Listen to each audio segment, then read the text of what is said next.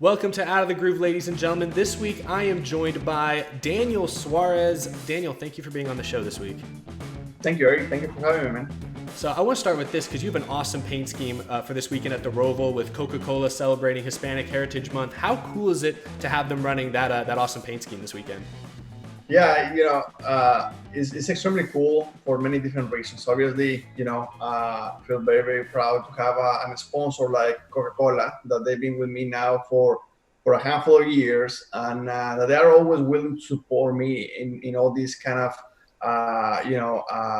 ideas or special dates for the Hispanics and obviously for my country. So I feel very proud to have someone like Coca-Cola supporting me, and as we are in the Hispanic Heritage Month, and with a lot of support from Coke, from NASCAR, we're able to put together a super cool paint scheme that is actually designed by a Mexican artist.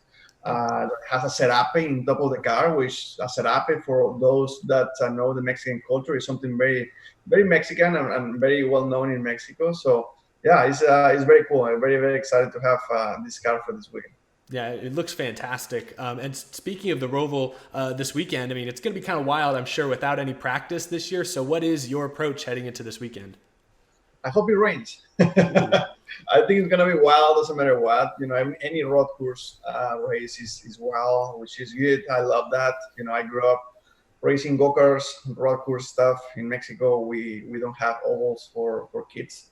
So my very first time I jumped into an oval, I was probably 17 years old. Wow. So the first 6-7 years of my career were on road course stuff. So for me, jumping into road course stuff is nothing is strange, or even in the rain is nothing strange either. So the weather is a little bit crazy for this weekend, which normally in an oval situation I would be pulling for a sunny day, but this time I'm pulling for the rain to be able to make our equipment help being able to put myself in the radar a little bit more, because we know that with the stuff that we have right now, we know what we're capable of, but we know what are our limits as well. So I think the rain is going to be a fun factor for many people, because not every driver has experience in the rain. So we'll see what happens. Well, I want to ask you, how much experience do you have racing in the rain? Well, it depends. In big cars, not much, but in go-karts, a lot. In go-karts, a lot. Actually, I'm very good in go-karts when it comes to rain. But the big cars are a little bit different. But there is, I would say that more than 60% of the field, they don't have any experience, period. So Probably true, yeah. We're in the good side of the spectrum when it comes to the rain, and I feel pretty good about it. I feel like overall our road course stuff has been just okay. I don't think that we're going to be able to contend for a top 10, for example, if it's a sunny, dry day. But if it's a rainy day, I feel like anything can happen. Anything can happen. And obviously, I have had some experience in the past with go-karts in the rain and stuff, and I kind of know what I need to do as a driver. And also, I have had several conversations with my team about, what to do if it does rain. So we have some ideas. Hopefully it works out.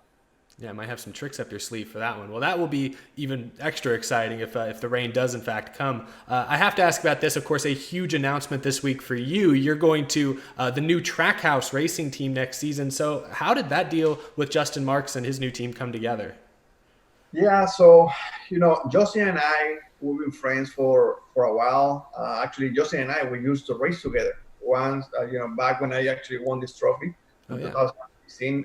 He was racing in the Xfinity Series. So back then we become friends. And I have known that for a year or so, he's been knocking at the door to many manufacturers, race teams, to try to, check the waters, how he can start his race team. And Justin is a very, very smart guy. And not just that, but also he has the luxury to know the side of racing as a driver, and now as a team owner and the business side. So I feel like not every owner has that luxury, and he does have that. I think he's a very good business person as well. So the way that he's been doing this, he's been doing it right. He's been doing steady steps, but very, very solid. He has a person extremely, extremely strong in the industry as well, Ty Norris. That when it comes to building the team, he knows exactly how to do it. So, everything sounded extremely well since I talked to him the very first time. But I was a little bit worried about the competition side because I didn't know how that was going to work. But once they explained to me what they were doing, with RCR and how RCR was going to pretty much take care of everything when it comes to competition, that's extremely good opportunity. Because if you think about it, when you think about a new team, the struggles most times than not is not in the marketing, it's not in the image, it's not in the team part, it's more in the competition side, because you have to build engineers, you have to build people, you have to build drivers, you have to build all that. So if you can partner with someone that already has all that and they're going to do all that for you, I think you can really start the season and be strong like that, just because you are going to be able to put good people, good marketing, a good driver, and everything together and go out there to be competitive. And as you know, RCR has been pretty good lately, and Hmm. Chevrolet have done a very good job lately as well. And as they've been a lot of partnerships lately between Chevrolet, RCR, Hendrick. So there is some good things coming that really got me excited about this project. Yeah, that was exciting when we all heard that they're kind of affiliated with RCR. We know how competitive they've been. They have a car in the playoffs this year. So I want to ask more specifically, what are the expectations next year? We heard Justin Marks earlier this week say that he thinks this could be a playoff contending team right off the bat. Do you believe that as well? I do, and I think that we are going to be able to have opportunities to win races.